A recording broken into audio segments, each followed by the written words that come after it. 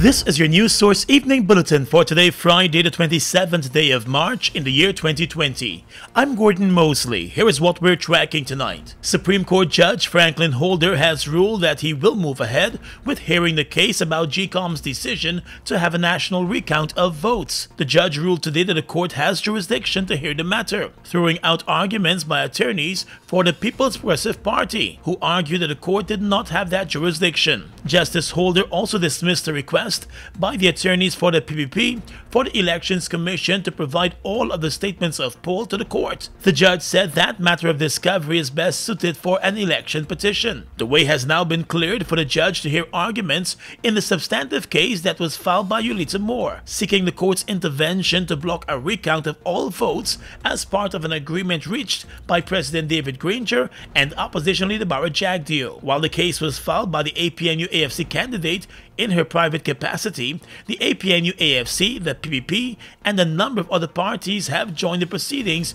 as interested parties. Today, APNU-AFC attorney senior counsel Roysdale Ford said the judge is moving ahead with the case and has indicated that he will not stay the proceedings as the PPP seeks to move to the appeal court over the issue of jurisdiction. What the judge is saying is that he will not grant a stay of the proceedings. He will not stop the hearing of the Yulita Moore application on the substantive issues. But he's going to say to them that they're free to go and take whatever steps they believe necessary if they want to engage in any way of seeking a resolution or just expressing their dissatisfaction of what Justice Holder ruled today.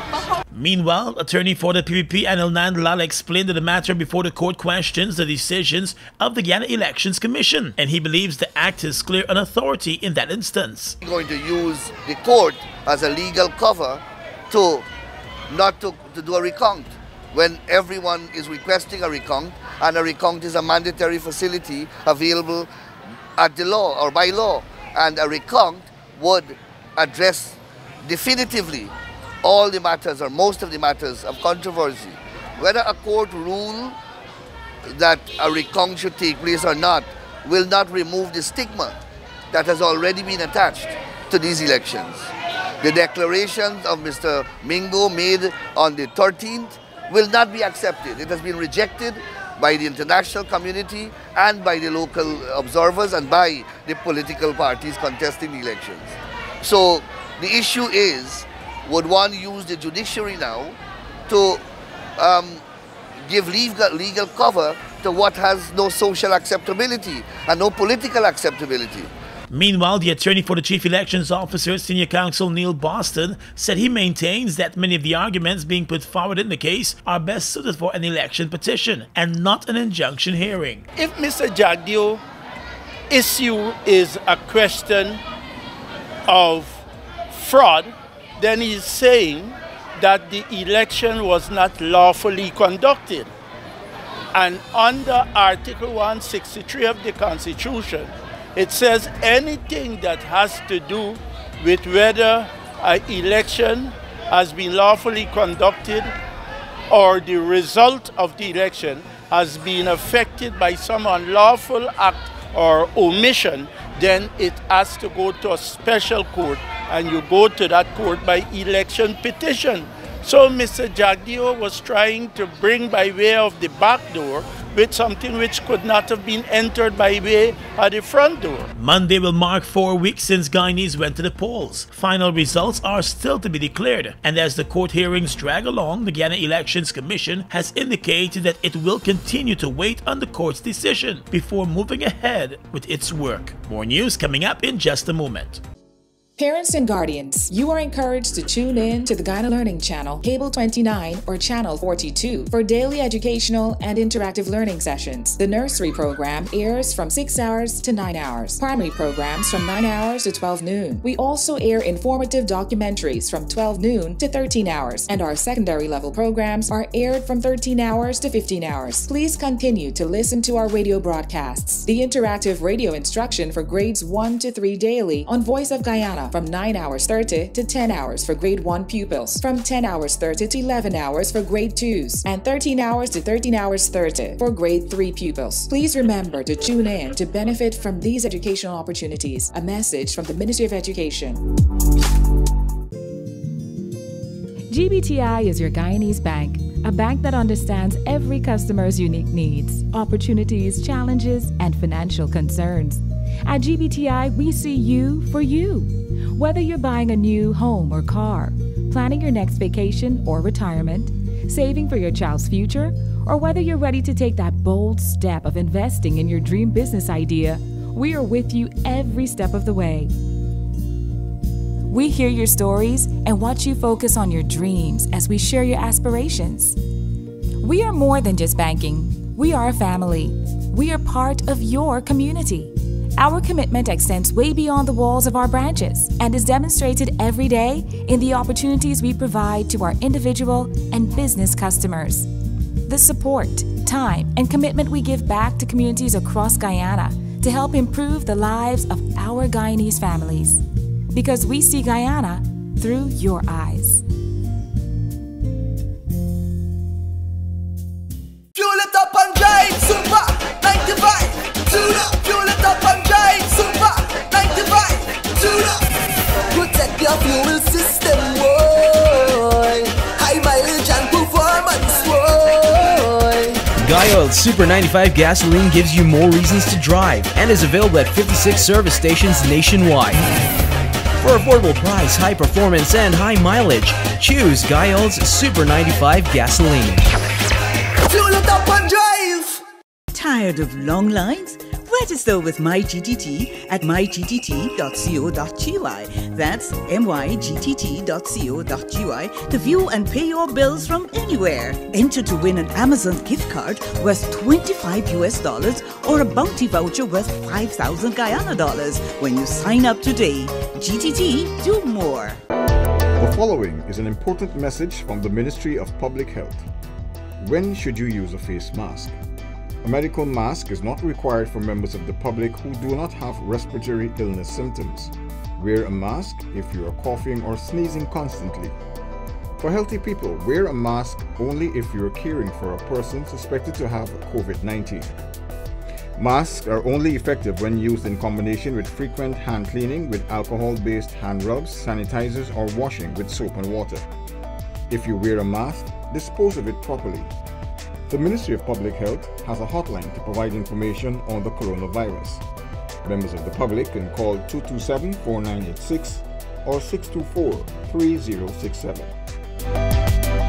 Welcome back. While health officials here in Guyana have reported that the total number of coronavirus cases in the country remains at 5, there is worry that the number could be much higher, following a report from the Cuban officials in Havana. Health authorities in Cuba have reported that there are 4 Cuban nationals who recently tested positive for the coronavirus there after traveling back to Cuba from Guyana. According to the health authorities in Cuba, an 8-year-old girl and her mother are the 2 latest to be tested positive. They both traveled to Cuba from Guyana on the 21st of March. A 31-year-old Cuban man who arrived in Cuba from Guyana on the same date also tested positive. All 3 persons have been hospitalized. The only airline that operated a flight between Guyana and Cuba on that date was Caribbean Airlines. The flight received special permission from the Guyana government to take the Cuban nationals home after they complained about being stranded in Guyana. Last week, the Cuban health authorities also reported that a man who traveled from Guyana to Cuba on the 12th of March had tested positive. The Guyana authorities are still awaiting information from the Cuban authorities on the identities of the persons who have been tested positive so that they could do contact tracing. While many Cuban traders visit Guyana regularly to do shopping,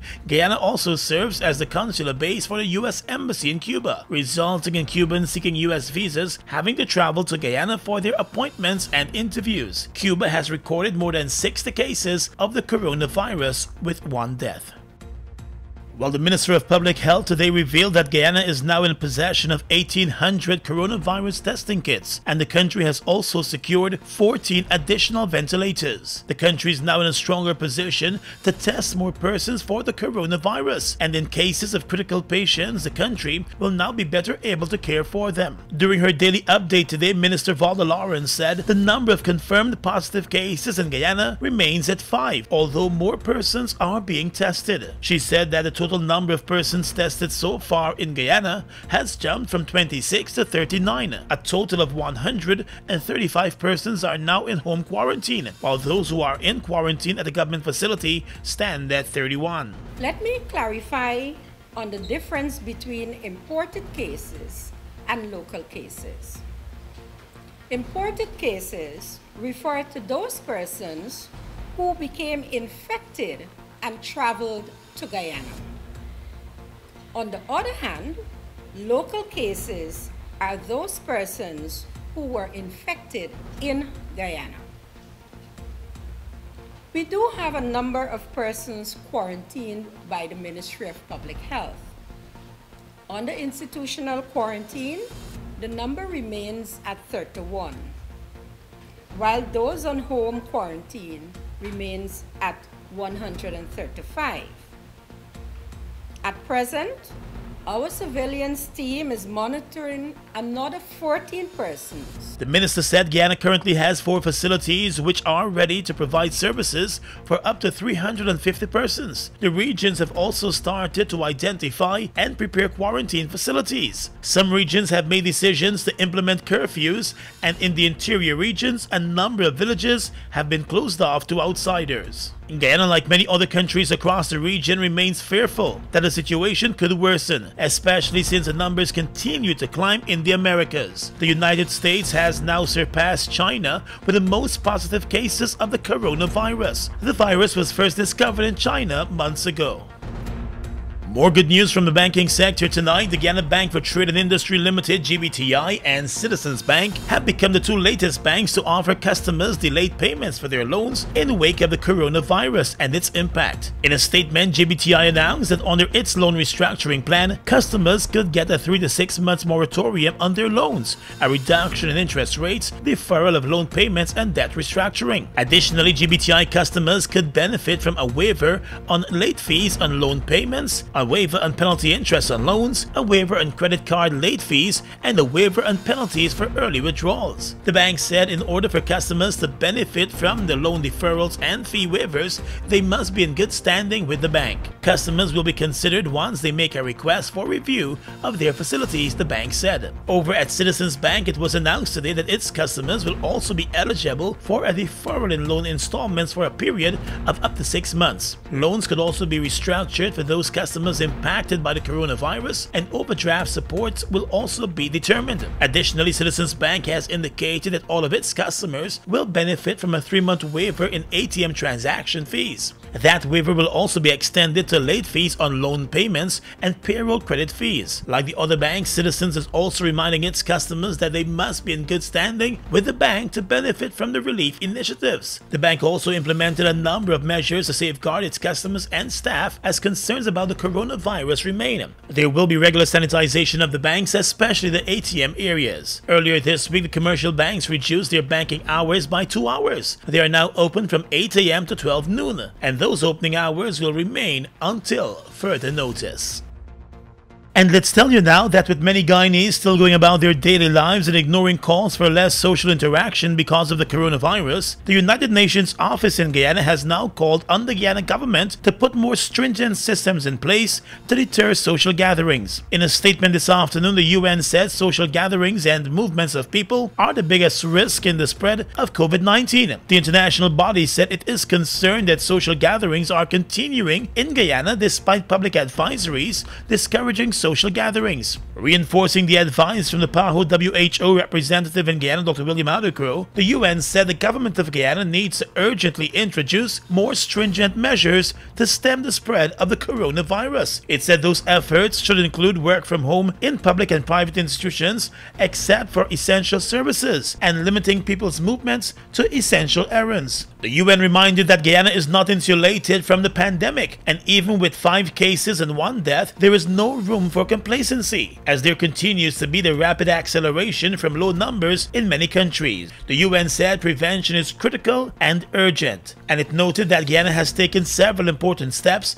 in the fight against the coronavirus. It has commended health workers here who continue to be on the front line of that fight. The UN system said it stands ready to provide advice and assistance in elaborating and implementing a national response plan that covers the health sector and other socio-economic sectors to help citizens cope with the impact of the coronavirus. On the police blotter right now, a 25-year-old man from Mandela Avenue is nursing a number of gunshot wounds after he was shot by the police near his home during a reported altercation. The youth Sherman Bob reportedly got into the altercation with the police after some other youths raised an alarm that the police was in the area. A relative said he saw several persons running before hearing gunshots. The guys were running, I see like 3 to 4 guys. So they just run past and run straight to the back. Here. Yeah, straight to the back. But these police now, like, I don't know who they saw, like, I don't know if they see he and them. The injured man was dragged to a vehicle and taken to the hospital after being shot. He remains in hospital on the police guard. There are reports that he might have been armed, but several residents in the area called out the police for their action and said they reacted badly. An investigation is on the way tonight.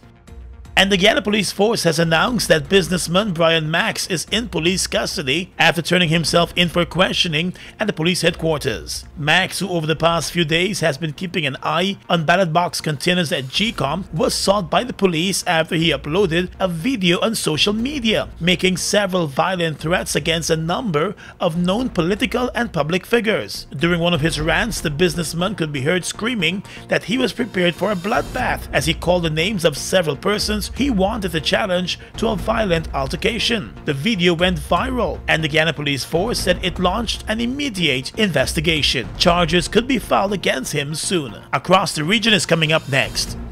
Wondering how you can access free learning materials for your children? Parents and guardians, please visit the Ministry of Education's website at www.education.gov.gy to access textbooks, past papers, and practice tests to keep your child engaged in continuous learning. When you have accessed the site, go to the Students tab, wait for a second, and choose the appropriate option. You now have access to the resources you need. You are encouraged to take advantage of this opportunity as we strive to provide the best education for the nation's children. A message from the Ministry of Education.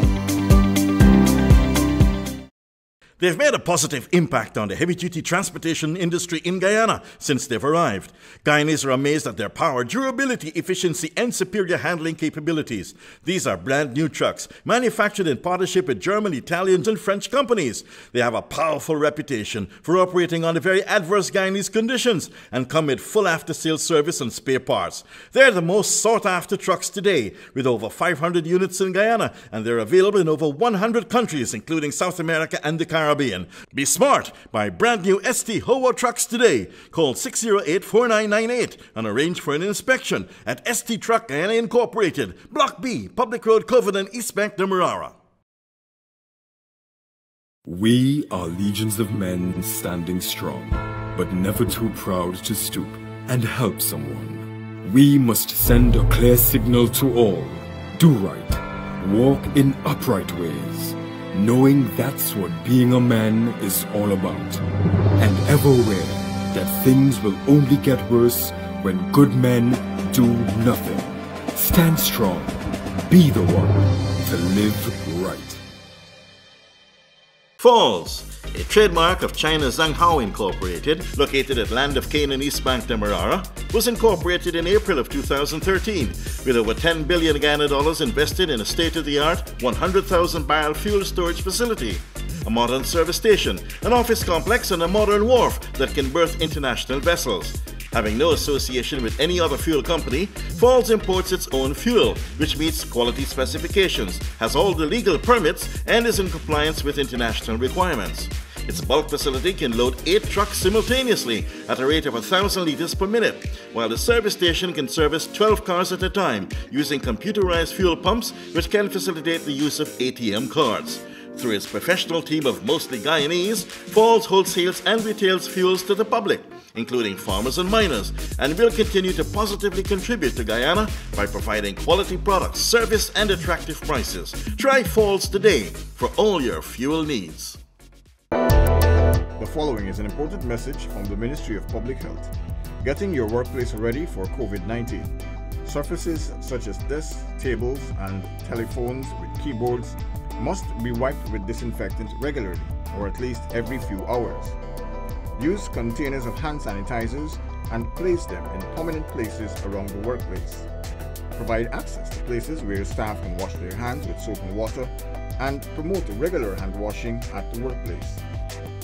The Ministry of Public Health has a hotline to provide information on the coronavirus. Members of the public can call 227-4986 or 624-3067. Across the region right now, on Thursday, Grenada announced 6 new cases of the coronavirus and urged the population to continue to follow guidelines outlined by health officials in a bid to stop the spread of the virus, which has killed more than 18,000 people across the world. The Minister of Health, Nicholas Steele, told a news conference yesterday that among the 6 cases are people who came in some form of contact with the island's first recorded case. The ages of the 1 male and 5 females are between 50 and 80. The minister said that at least one of the new cases is imported, and that person was on the same flight with a 6-foot radius of patient 0, the original case. The other cases are from the same household as patient 0.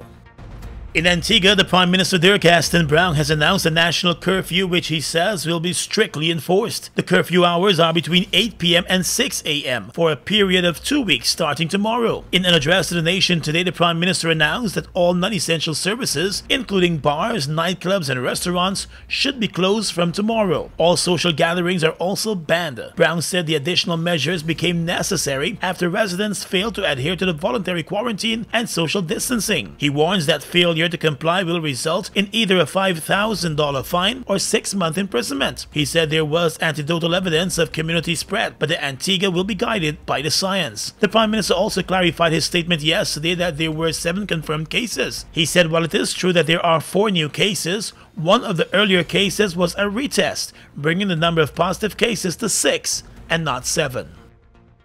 And finally tonight, international news. Shocking news. Italy has recorded 969 new coronavirus deaths, its highest daily figure in the outbreak so far. It means 9,134 people have now died from the virus in Italy alone. Earlier, the World Health Organization chief said a chronic global shortage of protective equipment was one of the most urgent threats to the ability to save lives. Italy is the worst affected country in Europe. Almost everything has been closed and people told to stay at home. Earlier today, authorities warned that restrictions were likely to be extended beyond the 3rd of April. The hardest hit northern city of Lombardy saw a sharp increase in deaths from COVID-19, the disease caused by the virus, following a decline on Thursday that had raised hopes that the outbreak there would have peaked. And that's your News Source Evening Bulletin for tonight. I'm Gordon Mosley reporting.